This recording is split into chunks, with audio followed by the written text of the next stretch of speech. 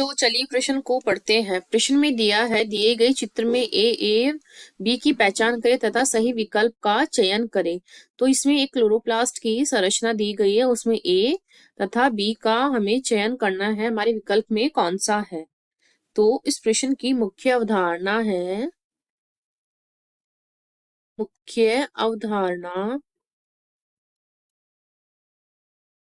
व्लवक, जिसको प्लास्टिड भी बोलते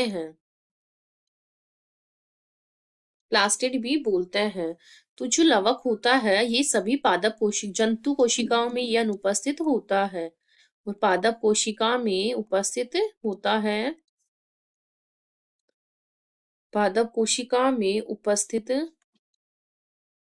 तथा ये कुछ प्रोटोजोआ जो होते हैं, प्रोटोजोआ जैसे यूग्लिना होता है उसमें भी उपस्थित होता है, प्रोटोजोआ जैसे यूग्लिना में हमारे जो लवक होते हैं वो उपस्थित होते हैं। तो आगे है इसमें, ये क्या होते हैं, आकार में थोड़े बड़े होते हैं और आसानी से इसको हम सूक्ष्मदर्शी से देख लेते हैं, लेकिन भिन्न भिन्न पादपों में ये भिन्न भिन्न प्रकार के या रंग के दिखाई देते हैं। तो इनमें जो वर्णक होता है, वर्णक के आधार पर इनको हम कई तरह के लवक होते हैं, जिसमें पहला है हरित लवक, दूसरा है वर्णी लवक और तीसरा है इसमें अवर्णी लवक।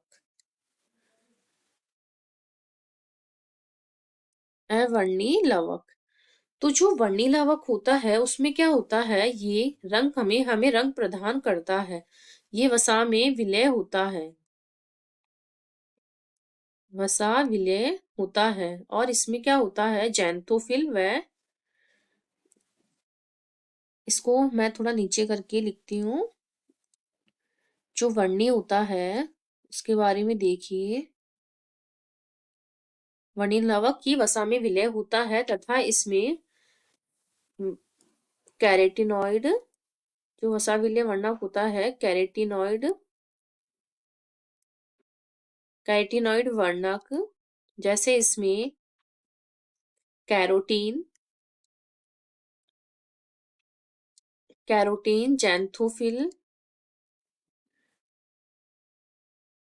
जैंथोफिल आदि वर्णक इसमें उपस्थित होता है।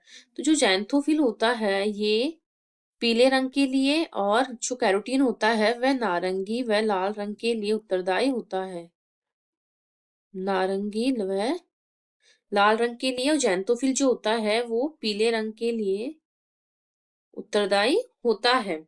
तो ये हो गया हमारे वर्णी लवक। जो अवर्णी लवक होते हैं उसमें क्या होता है, अवर्णी लवक में जो अवर्णी लवक होता है इनमें ये रंगहीन होते हैं, रंगहीन वर्णक होते हैं, और ये रंगहीन होने के कारण इनमें क्या होता है, खाद्य पदार्थ संचित रहते हैं, जो कि मंड के रूप में कार्बोहाइड्रेट संचित रहता है, जैसे आलू में तेल, लवक में तेल, वसा में प्रोटीन, लवक में प्रोटीन के भंडारण के लिए। इस प्रकार से ये कुछ खाद्य पदार्थों को संचित करके रखते हैं। क्या कार्य इनका, खाद्य पदार्थ संचित रहता है इनके अंदर,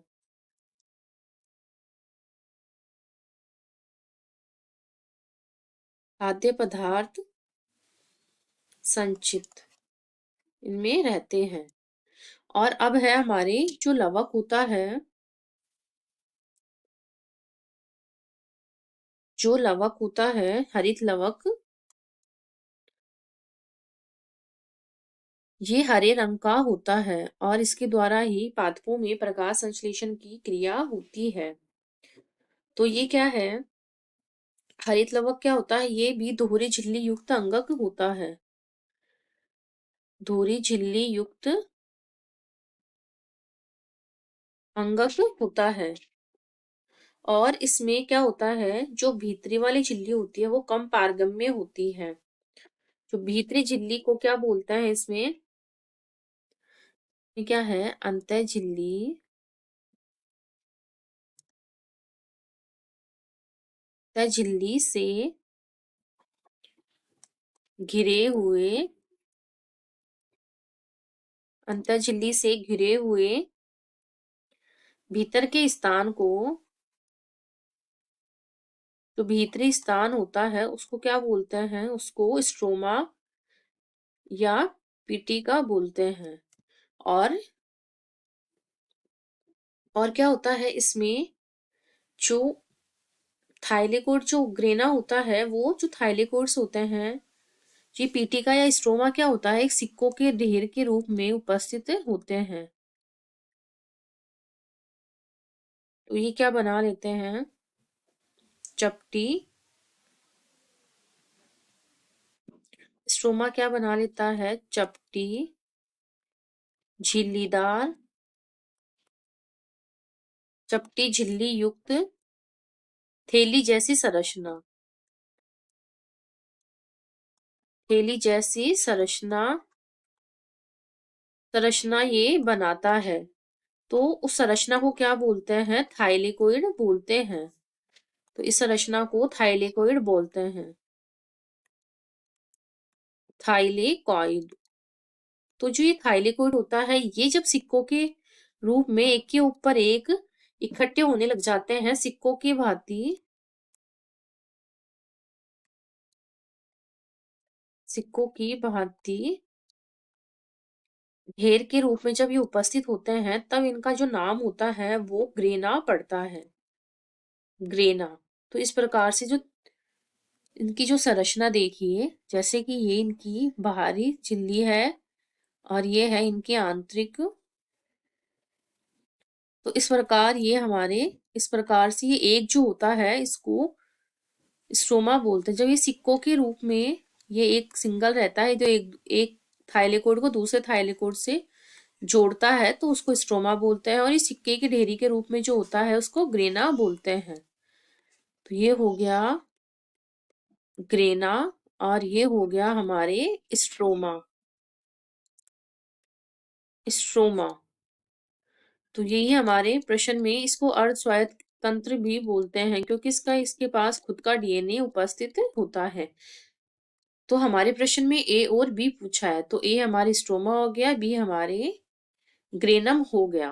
तो इस प्रकार हमारा विकल्प डी जो है वो सही हो जाएगा और बाकी के विकल्प हमारे कट जाएंगे।